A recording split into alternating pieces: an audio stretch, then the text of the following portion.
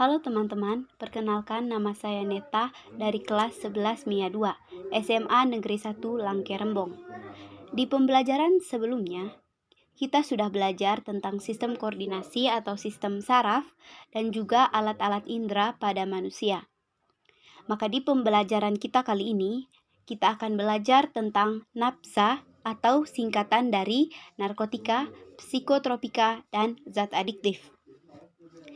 Teman-teman, belum lama ini kami mendapat berita bahwa BNN atau Badan Narkotika Nasional mengungkapkan prevalensi pengguna narkoba di tahun 2021 meningkat jadi 3,66 juta jiwa.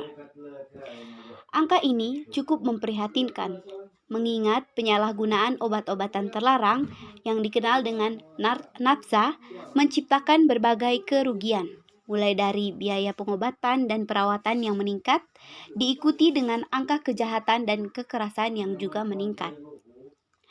Belum lagi kerusakan mental maupun fisik yang dialami si pemakai itu sendiri. Penyalahgunaan NAPSA tidak hanya merusak penggunanya, tetapi juga berdampak pada keluarga, teman-teman, atau lingkungan masyarakat. Nah, maka dari itu, melalui video ini, kami dari kelompok 6 akan menerangkan penjelasan tentang NAPSA atau narkotika, psikotropika, dan zat adiktif, juga dampak penyalahgunaan NAPSA bagi kita. Yang pertama adalah narkotika. Berdasarkan Undang-Undang Nomor 35 Tahun 2009, narkotika merupakan zat atau obat yang berasal dari tanaman atau bukan tanaman, baik sintetis maupun semi-sintetis, yang dapat menyebabkan penurunan atau perubahan kesadaran, hilangnya rasa, mengurangi sampai menghilangkan rasa nyeri, dan dapat menimbulkan ketergantungan. Walaupun narkotika memiliki khasiat dalam mengurangi rasa nyeri, tidak semua jenis narkotika digunakan dalam dunia kedokteran. Narkotika dibagi menjadi 3 golongan, yaitu golongan 1, 2, dan 3.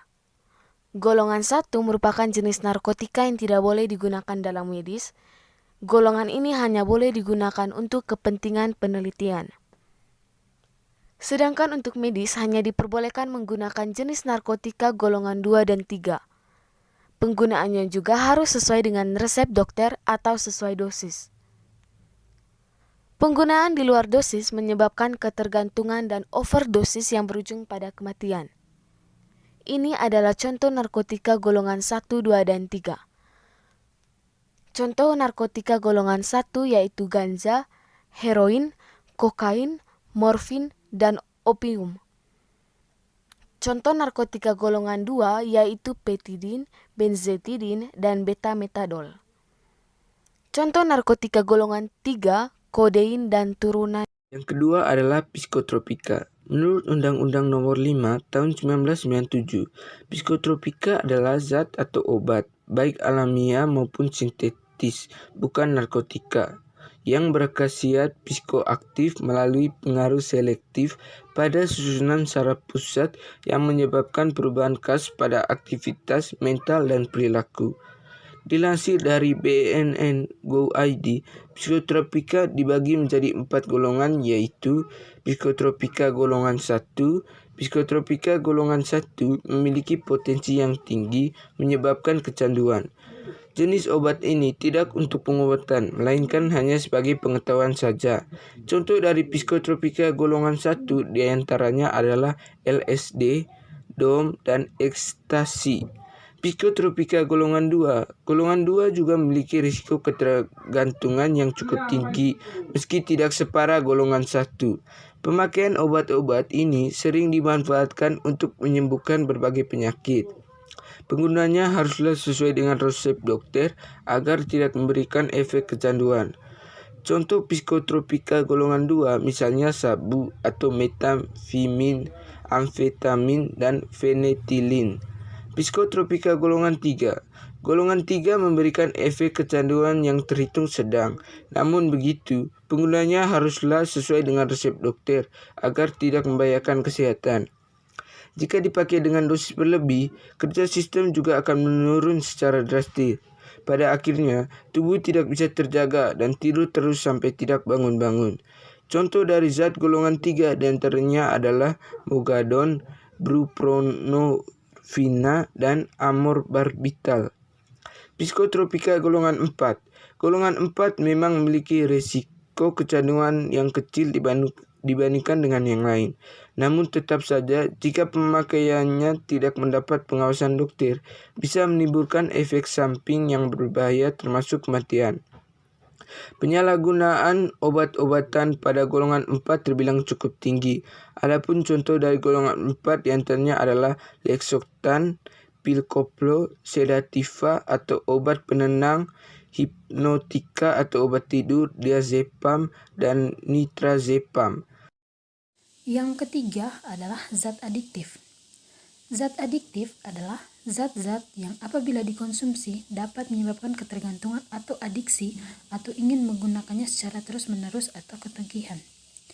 Jika penggunaannya dihentikan, dapat memberikan efek lelah luar biasa atau rasa sakit luar biasa. Zat-zat yang bukan tergolong narkotika dan psikotropika tetapi menimbulkan ketagihan antara lain kopi, rokok, minuman keras. Kopi dan teh mengandung zat kimia yang tergolong stimulan, yaitu kafein.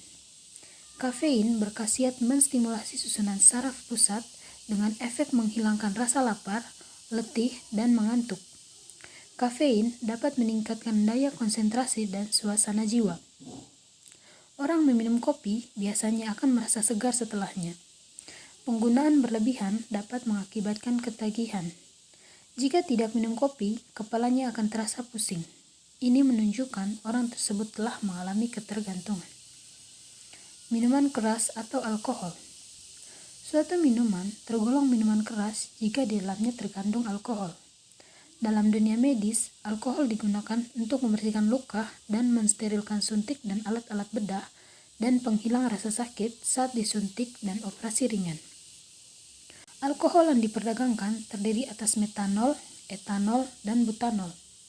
Berdasarkan kadar alkoholnya, minuman keras dibagi menjadi 3, yaitu golongan A dengan kadar alkohol 1-5%, misalnya bir.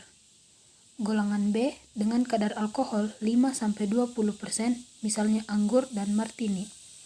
Serta golongan C dengan kadar alkohol di atas 20%, misalnya whisky dan brandy.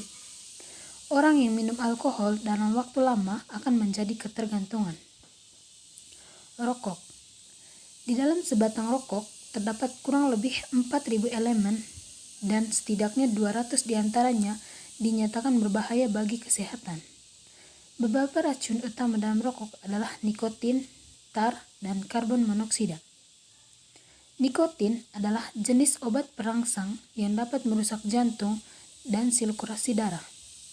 Nikotin dapat memengaruhi tubuh dengan beberapa cara seperti meningkatkan atau mengurangi aktivitas otak, melepaskan hormon adrenalin yang dapat meningkatkan denyut nadi dan tekanan darah, serta menimbulkan kontraksi pembuluh arteri.